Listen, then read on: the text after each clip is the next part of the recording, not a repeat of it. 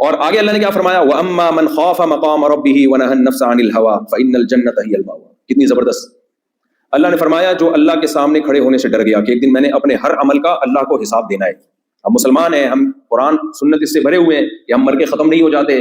جس رب نے پہلی مرتبہ پانی سے ہمیں بنایا ہے وہ دوبارہ ہمیں پیدا کر سکتا ہے. وَهُوَ بِكُلِّ خَلْقٍ عَلِيمٌ, ہر طرح سے پیدا کرنا جانتا ہے.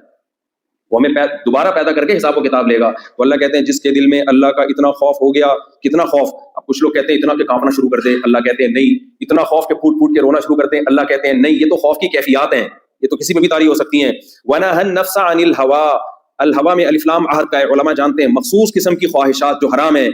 اتنا خوف کہ جب حرام خواہش دل میں پیدا ہوئی تو اللہ کے خوف نے اس حرام خواہش کو پورا کرنے سے روک دیا. اتنا خوف, بس اس سے زیادہ نہیں. تو اتنا خوف اللہ کا پیدا ہو جائے کہ آپ کے دل میں ناجائز کی خواہش پیدا ہوئی, لیکن آپ نے کس بیس پہ اس خواہش کو پورا کرنے سے رک گئے؟ آپ اللہ کے خوف سے. بس فَإِنَّ الْجَنَّةَ هِيَ الْمَأْوَىٰ, اللہ کہتے ہیں میرے ذمے ہے اس کی ساری خواہشات پوری کروں گا میں جنت میں. اتنی سی بات کا نام اسلام ہے. 2 لفظوں میں اس آیت میں اللہ نے ایکسپلین کر دیا. بھائی برائی کو اگر دنیا اور آخرت جب ٹکرا رہے تھے تو جس نے دنیا کو اوپر رکھا آخرت کو پیچھے چھوڑ دیا, آخرت میں برباد ہو گیا.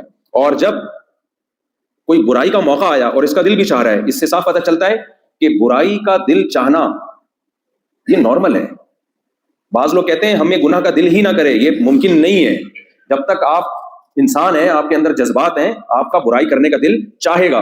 تو اللہ کہتے ہیں چاہت ہے تمہارے اندر, یہ ختم نہیں ہوگی, لیکن اپنی اس چاہت کو اللہ کی خاطر قربان کرنا سیکھو. جس نے قربان کرنا سیکھ لیا تو اللہ کہتے ہیں پھر آخرت میں ساری خواہشات پوری کرنا یہ میرے ذمے. اللہ ہمیں